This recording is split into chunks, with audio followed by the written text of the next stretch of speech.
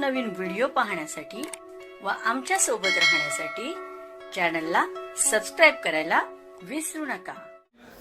तर बघा काय माहिती आहे, सरकारने 8व्या वेतन आयोगाच्या नियम व अटीला मंजूर केल्या आहेत। तसेच आयोगात आपल्या शिफारसी सादर करण्यासाठी 18 महिन्याचा कालावधी देण्यात आला आहे। सध्या 8वा वेतन आयोग विविध राज्यांना भेटी देत असून कर्मचारी संघटना आणि संघटनाच्या प्रतिनिधी चर्चा करत आहे। त्यांच्या मागण्या, सूचना आणि निवेदने स्वीकारली जात आहे। कर्मचारी संघटनांनी वेतनात मोठी वाढ तसेच निवृत्तीवेतनधारक लाभामध्ये सुधारणा करण्याची मागणी केली आहे। फिटमेंट फॅक्टर सरकारी कर्मचाऱ्यांमध्ये मूलभूत वेतन आणि निवृत्तीवेतन सुधारित करण्यासाठी वापरला जाणारा गुणक आहे।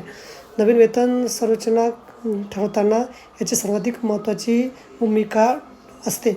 7व्या वेतन आयोगात 2.57 फिटमेंट फॅक्टर लागू केला होता, तर आता 2016 पासून लागू झाला होता। त्यानुसार एखाद्या कर्मचाऱ्यांचं किंवा पेन्शनधारकांचे मूलभूत वेतन 16,000 रुपये असल्यास ते 38,500 रुपये इतकं करण्यात आलं होतं। 8व्या वेतन आयोगात किती फिटमेंट फॅक्टर असू शकतो, तर 8व्या वेतन आयोगामध्ये विविध कर्मचारी संघटनांनी 3 ते 5 किंवा त्याहून अधिक फिटमेंट फॅक्टरची मागणी केली आहे।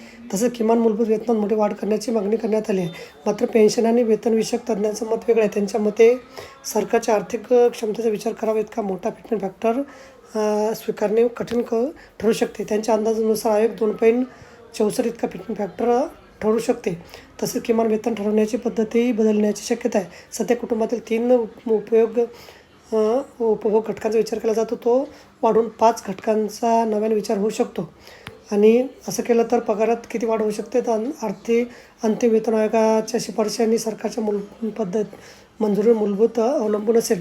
उदाहरणार्थ एखाद्या कर्मचाऱ्याचे मूलभूत वेतन 100 रुपयापासून असेल तर त्याला 60% महागाई मिळत असेल तर त्याचे एकूण वेतन 160 रुपये होते। नवीन फिटमेंट फॅक्टरमुळे त्यांचे मूलभूत वेतन 200 रुपये झाले तर सध्याच्या 160 रुपयाच्या तुलनेत त्याला सुमारे 25% प्रत्यक्ष वाढ मिळेल। तर बघा, अशा प्रकारे अत्यंत महत्त्वाची माहिती आपल्याला समजली असेल। व्हिडिओसुद्धा आवडला असेल तर लाईक करा, शेअर करायला विसरू नका।